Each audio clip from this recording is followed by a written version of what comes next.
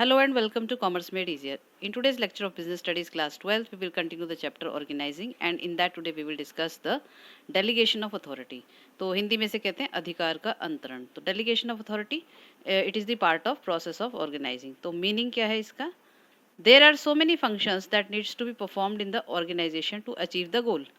And a manager, however, and much efficient he may be, cannot perform all the functions by himself. तो एक जिस business जो होता है, ऑर्गेनाइजेशन होती है, बिजनेस ऑर्गेनाइजेशन, उसमें जो है बहुत तरह के काम जो होते हैं वो किए जाते हैं गोल अचीव करने के लिए, टारगेट अचीव करने के लिए. तो कई तरह की एक्टिविटीज़ उसमें परफॉर्म करनी पड़ती हैं. और एक मैनेजर जो होता है वो कितना ही एफिशिएंट क्यों ना हो, कितना ही समझदार क्यों ना हो, कितना ही एक्सपीरियंस्ड क्यों ना हो, he can not perform all the functions by himself. वो खुद ही सारे काम अकेले नहीं कर सकता. He needs to get the work done through the others. तो उसे दूसरों की हेल्प लेनी ही पड़ती है. For this he divides the whole work into small parts and give it to his subordinates, keeping important part of the work with him. तो इसलिए वो क्या करते हैं कि बिजनेस की जो टोटल एक्टिविटीज़ होती हैं उनको छोटे छोटे पार्ट्स में डिवाइड कर दिया जाता है. और जो है एक सबॉर्डिनेट को, जो सभी सबॉर्डिनेट्स में उसको डिवाइड कर दिया जाता है और एक सबॉर्डिनेट को एक ही टाइप का काम दिया जाता है. और ये ध्यान में रखते हुए कि जो इम्पोर्टेंट एक्टिविटीज़ होती हैं, जो डिसीजन मेकिंग पावर है, जैसे पॉलिसी मेकिंग, जो रूल्स मेकिंग है, ये सारी चीज़ें वो अपने हाथ में रखते हुए, या जो सीक्रेट नेचर की जो एक्टिविटीज़ होती हैं उसको वो अपने हाथ में रखता है. और बाकी जो डेली रूटीन बेसिस के काम होते हैं उनको वो जो है अपने सबॉर्डिनेट्स को दे देता है. He further gives his powers to his subordinates to take decisions in order to accomplish their responsibilities. तो और जो है वो उसको जो है काम देते हैं, साथ साथ वो पावर्स दी जाती हैं जिससे कि वो काम को पूरा कर सके, अपनी जिम्मेदारी निभा सकें. तो this process of assigning work and giving powers to do it is called delegation of authority. तो जो ये प्रोसेस है जिसमें हम काम सौंपते हैं कर्मचारी को और साथ में उसको वो काम करने के लिए अधिकार देते हैं, पावर्स देते हैं, उसे डेलीगेशन ऑफ अथॉरिटी कहते हैं. इस हिंदी में कहते हैं इसको अधिकार का अंतरण. Now come to the definition of delegation of authority. According to F.G. Murray, delegation of authority means assigning work to others and giving them authority to do it. तो उनके अनुसार जो delegation of authority इसका क्या मतलब है? दूसरों को काम सौंपना और उन्हें उसे करने के लिए अधिकार देना. ये मीनिंग है सिंपल सा F.G. Murray के की तरफ से कि delegation of authority हम इसको कहते हैं.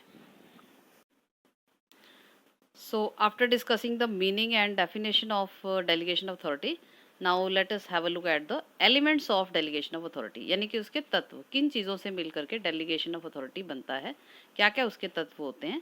There are 3 basic elements of delegation of authority. तो 3 basic elements होते हैं. First is responsibility, यानी कि जिसको हिंदी में हम जिम्मेदारी कहते हैं.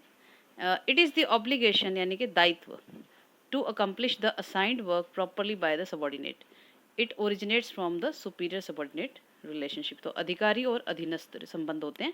तो इसका मतलब ये होता है, रिस्पॉन्सिबिलिटी क्या होती है, जिम्मेदारी, यानी कि आप जब अपने जूनियर को, सबॉर्डिनेट को, अधीनस्थ को कोई काम सौंपते हैं through accomplish the assigned work, तो इसमें जो है दायित्व बन जाता है सबॉर्डिनेट का उस काम को सही तरीके से पूरा करना, वो उसकी जिम्मेदारी बन जाती है. तो ये ऑब्लिगेशन है, दायित्व है सबॉर्डिनेट का, जो कि काम को सही तरीके से किया जाए. It originates from the superior subordinate relationship. तो ये जो स्केलर चेन होती है उसमें अथॉरिटी रिस्पॉन्सिबिलिटी रिलेशनशिप जो होती है, तो सुपीरियर सबॉर्डिनेट इसमें जो होते हैं, एक जो अधिकारी होता है उसे सुपीरियर कहा जाता है, जो हमसे ऊपर इमीडिएट ऊपर होता है, और अधीनस्थ होता है उससे इमीडिएटली नीचे वाला व्यक्ति. तो उसे अधिकारी अधीनस्थ के जो संबंध होते हैं उसकी वजह से जो है ये रिस्पॉन्सिबिलिटी बनती है. यानी कि जो सबॉर्डिनेट है, he is responsible towards his superior for accomplishing a particular work. किसी काम को करने के लिए वो जिम्मेदार हो जाता है उस काम के. तो उसे काम कौन सौंपता है, अधिकारी सौंपता है, यानी कि सुपीरियर सौंपता है, और सबॉर्डिनेट जो होता है उसे वो काम पूरा करने की जिम्मेदारी होती है. तो वो उसके ऊपर एक ऑब्लिगेशन होता है. देन नेक्स्ट एलिमेंट जो है दैट इज अथॉरिटी. इसको हिंदी में कहते हैं अधिकार. तो अथॉरिटी क्या होती है? It refers to the powers given to the subordinates to fulfil the responsibility of assigned work.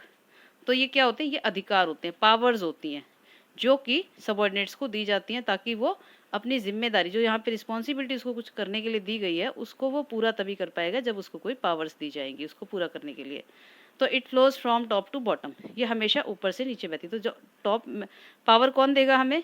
जो हमारा अधिकारी है, हमारा बॉस है, या हमारा जो सुपीरियर है वो हमें पावर्स देगा कि हम उस काम को पूरा कर सके। तो टॉप टू बॉटम हमेशा फ्लो करती है। जो जूनियर है वो अपने सीनियर को कभी पावर नहीं दे सकता, पावर हमेशा ऊपर से नीचे की तरफ फ्लो करती है।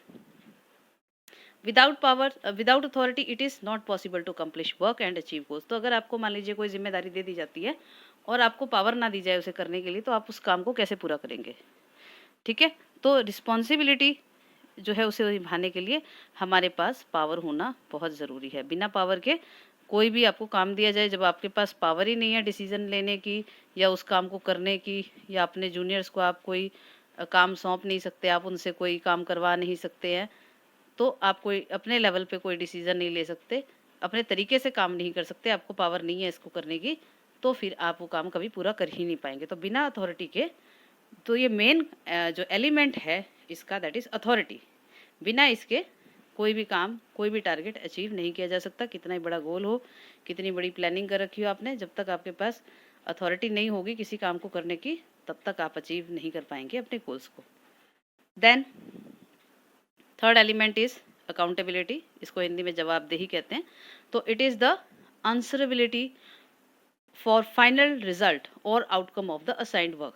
तो आपको यहाँ पे जिम्मेदारी दी गई, कोई काम सौंपा गया, उसके बाद आपको उस काम को करने की पावर दी गई, और फिर अकाउंटेबिलिटी होता है जवाबदेही। तो आप उसके जो आपने काम किया या नहीं किया, या वो गलत हो गया या वो सही हुआ, उसकी जो भी जवाब है वो आपको अपने अधिकारी को देना होगा। तो फाइनल रिजल्ट जो आपका आया, चाहे वो पॉजिटिव था चाहे वो नेगेटिव था, आप उसके प्रति, आप मतलब जो जिसको काम सौंपा गया है, जो आप सबॉर्डिनेट है, जिसे काम दिया गया था, वो जवाबदेह है अपने सीनियर को उस काम को करने या ना करने के, या जो भी रिजल्ट्स आए हैं उसके प्रति उसकी रिस्पॉन्सिबिलिटी, जो उसकी अकाउंटेबिलिटी है वो बनती है।